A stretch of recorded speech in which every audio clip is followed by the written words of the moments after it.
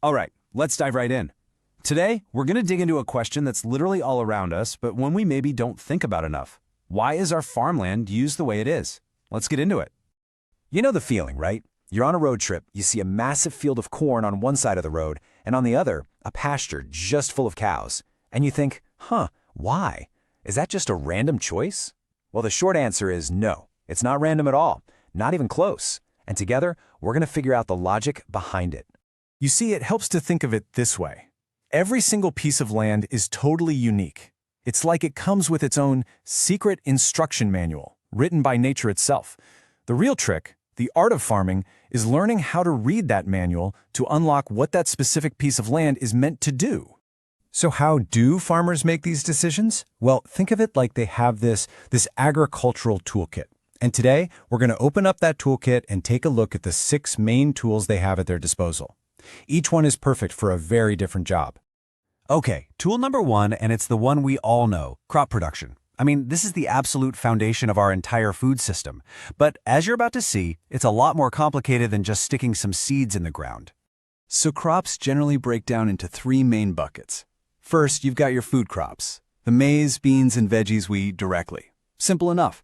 Then you have cash crops, things like coffee, tea, or sugarcane, which are grown specifically to be sold for profit.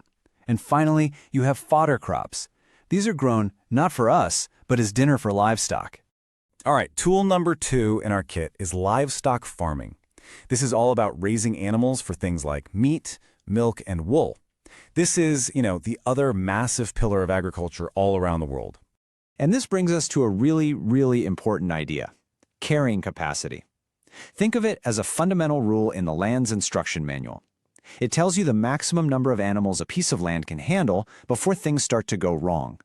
You push past that limit and you risk serious damage, degrading the very land you need to survive. Now for our third tool, agroforestry. This one's pretty cool.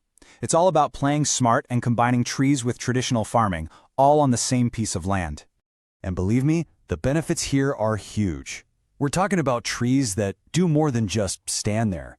They act as natural windbreaks, give shade to animals, stop soil from washing away, and they even make the soil more fertile. It's a true win-win for the farmer and for the environment. Okay, next up, tool number 4, horticulture. If regular farming is like painting a barn, horticulture is kind of like painting a masterpiece. It's highly specialized and way more intensive. So this is where you get your high-value stuff: fruits, vegetables, beautiful flowers.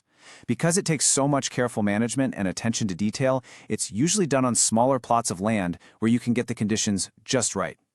Okay, for our next tool, we're leaving the land behind. Kinda. We're heading into the water with aquaculture. Most people just call it fish farming. Now, even though the farming itself is happening in the water, aquaculture is definitely a land-based operation. I mean, you've got to have land to build the ponds, the tanks, all the gear you need to keep that aquatic ecosystem healthy and running. And for our 6th and final tool in the kit, this one might actually surprise you. It's apiculture, or, as most of us know it, beekeeping. And look, this is so much more than just getting honey and beeswax. The real magic here, pollination.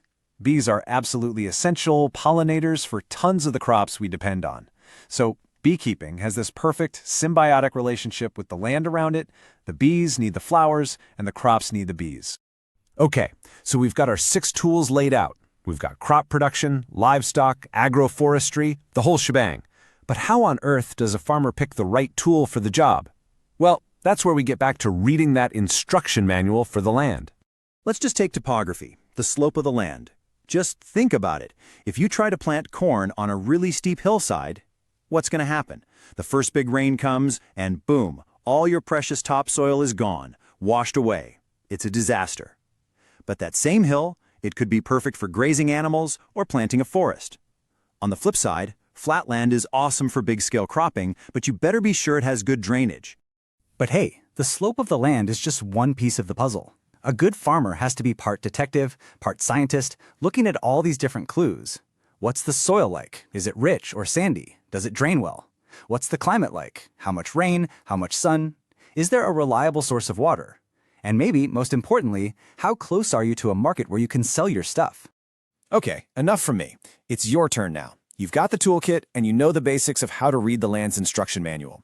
So let's put that knowledge to the test right where you live.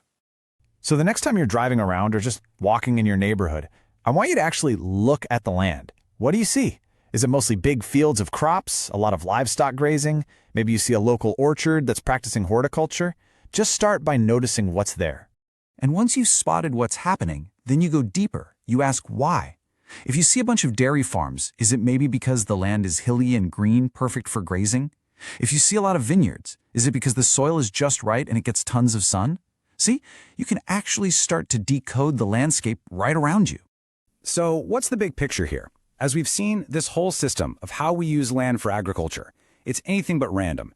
It's a really complex puzzle, a deliberate balancing act between what the land can give us and what we need from it. So, if you remember just a few things from our chat today, make it these. First, these farming choices are intentional. They're not accidents. Second, those choices are always guided by that natural instruction manual, the soil, the climate, the water. And third, the ultimate goal has to be sustainability, working with nature to provide for us today without messing it up for tomorrow. And really, all of this boils down to one massive, critical question for our future. As our population keeps growing, the pressure on our land is just going to get more intense. Understanding these principles isn't just some academic exercise. It's absolutely essential for our survival. How do we feed everyone while protecting the very land that sustains us all? This isn't just a puzzle for farmers. It's a puzzle we all have a stake in solving.